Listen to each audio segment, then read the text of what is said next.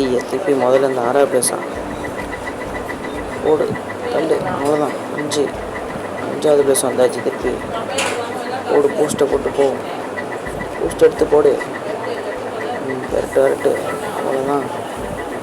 Drift சரியான drift, முறையான ட்ரிஃப்ட்டுங்க. Hang ஆகுது. ஐயோ போடு குத்து. அவ்வளோதான். 4வது இடம் வந்தாச்சு. இன்னும் 3 தான். அடுத்த போ பக்கத்தில் தான் போயிட்டுருக்கேன். விரட்டி பிடிச்சிடலாம்.